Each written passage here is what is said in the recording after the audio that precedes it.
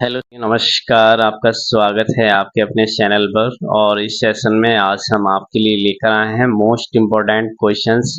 सभी परीक्षाओं के लिए ये प्रश्न रहेंगे और ये सभी पिछली जो परीक्षाएं हुई हैं उन्हीं में पूछे गए थे। तो पूरे सेशन में काफ़ी इम्पोर्टेंट प्रश्न देखने को मिलेंगे, प्रत्येक विषय से हैं। और पूरा सेशन बहुत ही धैर्य के साथ देखिएगा। स्टार्ट करते हैं अपने पहले प्रश्न से। तो प्रश्न है कि राम घर से बाहर आया, इनमें से कौन सा कारक है? आंसर इसमें राइट हो जाएगा बी, अपादान कारक। देखिए अपादान कारक क्या होता है कि संज्ञा के जिस रूप से एक वस्तु का दूसरी वस्तु से तुलना, समानता, अलगाव का डर यानी कि भय का भाव प्रकट होता है, तो वहां पर अपादान कारक होता है। इसका विभक्ति चिन्ह से होता है। ठीक है। दूसरा प्रश्न निम्नलिखित में से ऊष्म व्यंजन कौन सा है? आंसर होगा इसमें बी ऑप्शन हाँ। ऊष्म व्यंजन देखिए, ऊष्म व्यंजन उन व्यंजनों को कहते हैं जिनके उच्चारण में मुंह से विशेष प्रकार की गर्म हवा निकलती है।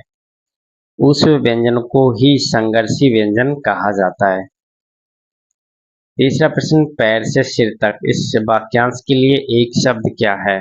आंसर होगा इसका सी, अपाद मस्तक।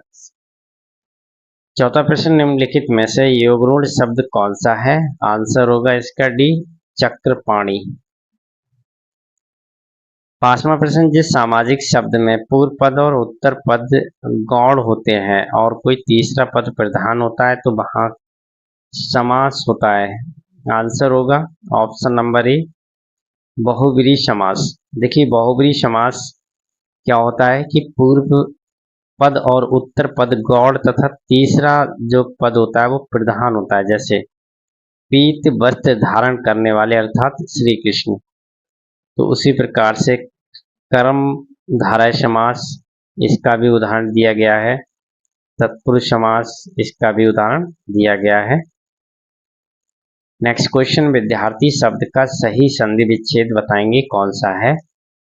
आंसर बी इसमें राइट हो जाएगा, विद्यार्थी। ठीक है, विद्याधन आर्थी सही संधि विच्छेद है। और इसमें जो संधि होगी वो दीर्घ स्वर संधि होगी, इस चीज को याद रखेंगे। बाकी अन्य उदाहरण भी नीचे दिए गए हैं। सेशन को आप लाइक और शेयर जरूर कर दीजिएगा, प्लीज, आपसे रिक्वेस्ट है। सातवां प्रश्न है, आंधी आवे बैठ गवावे, इस लोकोक्ति का अर्थ निम्न में से कौन सा है? आंसर इसका होगा बी, विपरीत परिस्थिति में उपयुक्त समय आने का इंतजार करना, बिल्कुल इसका सही अर्थ होगा। आठवां प्रश्न, आवर्त शब्द का सही विलोम शब्द बताएंगे कौन सा है? तो आवर्त शब्द का जो विलोम शब्द होगा वो होगा अनावृत। ठीक है। नवा प्रश्न, महर्षि का सही संधि विच्छेद कौन सा है? सी ऑप्शन, महाधन ऋषि। महर्षि का सही संधि विच्छेद है और इसमें गुण संधि है, मतलब कह सकते हैं कि गुण संधि का एक उदाहरण है। वैसे ही जीर्णोद्वार, महोत्सव और सुरेंद्र, इन सभी की इस तरह से संधि विच्छेद होती है। अगला प्रश्न, लोक शब्द के विलोम बताएंगे, मतलब लोक शब्द दिया गया है, इसका विलोम क्या होगा? आंसर इसका राइट होगा डी। देखिए लोक का विलोम होगा परलोक। ठीक है। जबकि आलोक शब्द अगर आप कहीं मिले तो ये अशुद्ध होगा, इसका शुद्ध रूप होता है आलोक। ठीक, आलोक नहीं होता है, इसका आलोक होता है। आप पे डंडा होगा लगा हुआ तो शुद्ध रूप बन जाएगा। वही तिमिर होगा, अन्य विकल्प क्या होंगे? असंगत है। ठीक है। अगला प्रश्न, निम्नलिखित में से कौन सा शब्द डर का पर्यायवाची नहीं है? तो देखिए डर का पर्यायवाची आपको भीति भी है, भय भी है और त्रास भी है, लेकिन जो सीति आप देख रहे हैं ये डर का पर्यायवाची नहीं है। ठीक है, इस चीज को याद रखेंगे। अगला प्रश्न, शब्द प्रकार के आधार पर मनुष्यता शब्दों का कौन सा भेद होता है? आंसर सी राइट, बहुवाचक संज्ञा। व्युत्पत्ति के आधार पर किलकिल कौन सा शब्द है? तो किलकिल जो है ये आपका देश शब्द के अंतर्गत आता है। याद रखेंगे किलकिल जो है आपका देश शब्द है। ठीक है, अब देश शब्द होती कौन से हैं इनको देखते हैं। देखिए, वे शब्द जिनकी उत्पत्ति का मूल पता ना हो परंतु वे प्रचलन में हो, ऐसे शब्द देश शब्द कहलाते हैं। जिसमें आपके शब्द आएंगे किलकिल, कटोरा, लोटा, ठेठ आदि। अगला प्रश्न, दुरात्मा में कौन सा उपसर्ग लगा है बताएंगे। तो दुरात्मा में आपका सी ऑप्शन दुर उपसर्ग लगा है। ठीक है, देखिए दुर उपसर्ग इस तरह से लिखा जाएगा। 15वां प्रश्न, निम्नलिखित किन सम्राटों के शासन काल में भारत का पहला मुद्रा रुपया मुद्रित हुआ था? तो आंसर आप सी लगाएंगे, शेरशाह सूरी। इनके शासन काल में भारत में पहला मुद्रा रुपया मुद्रित हुआ था। इसके बारे में देखते हैं। देखिए, शेरशाह सूरी के शासन काल में भारत की मुद्रा रुपया जारी की गई थी जो आज के रुपए का अग्रदूत है। शेरशाह ने चांदी की रुपया नामक सिक्का जारी किया था। इसका वजन 180 ग्राम था और ग्रैंड रोड का निर्माण भी करवाया था। ठीक है, ग्रैंड रोड ट्रक जिसे बोलते हैं हम जीटी रोड, याद रखेंगे। अगला प्रश्न, उनमें से किसने भूमि मापांकन की व्यवस्था प्रारंभ की थी?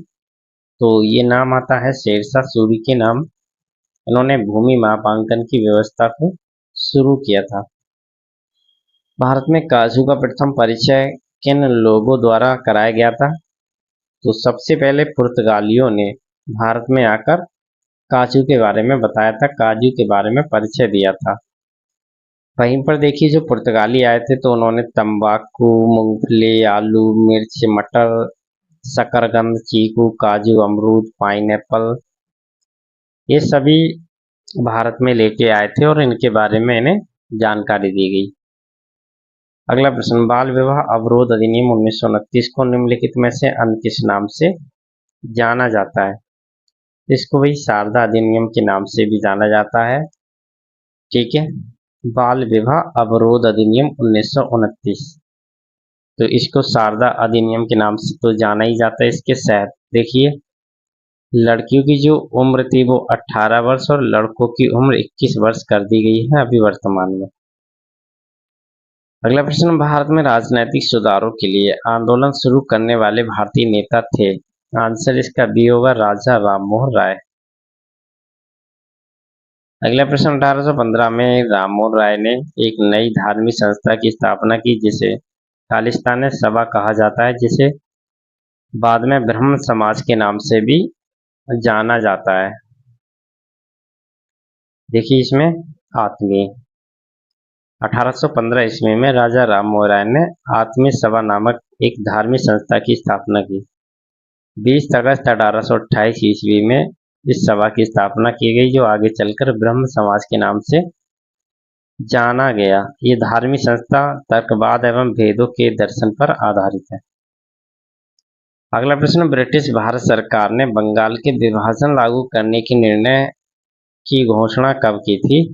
आंसर भी राइट होगा, 19 जुलाई 1905 को। ठीक है, 1905 को ब्रिटिश सरकार द्वारा बंगाल विभाजन का निर्णय लॉर्ड कार्यकाल 1899 से में लिया गया था और ये निर्णय घोष जुलाई 1905 को की गई थी। इसके निर्णय की जो घोषणा है यहाँ पर घोषणा होगा। ठीक है, चलिए अगला प्रश्न देखते हैं। निम्नलिखित में से कौन से एक भारतीय राष्ट्रीय आंदोलन में क्रांतिकारी नेता नहीं थे? आंसर डी राइट होगा, गोपाल कृष्ण गोखले। 23वां प्रश्न, निम्नलिखित में से कौन सा एक भारतीय राष्ट्रीय आंदोलन में क्रांतिकारी नहीं थे? आंसर डी राइट होगा। नेक्स्ट क्वेश्चन, इनमें से कौन सा क्रांतिकारी संगठन काकोरी षड्यंत्र केस में शामिल था? आंसर डी राइट होगा, हिंदुस्तान रिपब्लिकन एसोसिएशन। अगला प्रश्न, निम्नलिखित में से किस क्रांतिकारी द्वारा फिलॉसफी ऑफ द बॉम्ब नामक प्रसिद्ध लेख लिखा गया है? तो आंसर भी राइट हो जाएगा, भगवती चरण वोरा। अगला प्रश्न, गांधी जी सत्याग्रह के सिद्धांत के संदर्भ में निम्न में से क्या सत्य है? तो देखिए परहेज यहाँ पर राइट होगा।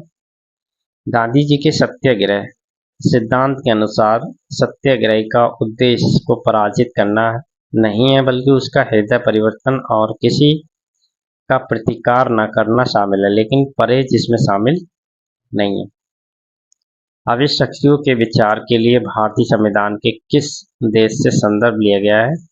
कनाडा। अगला प्रश्न, भारत जैसे देशों के लिए उपयुक्त संघवाद श्रेष्ठ रूप है? सहकारी संघवाद का।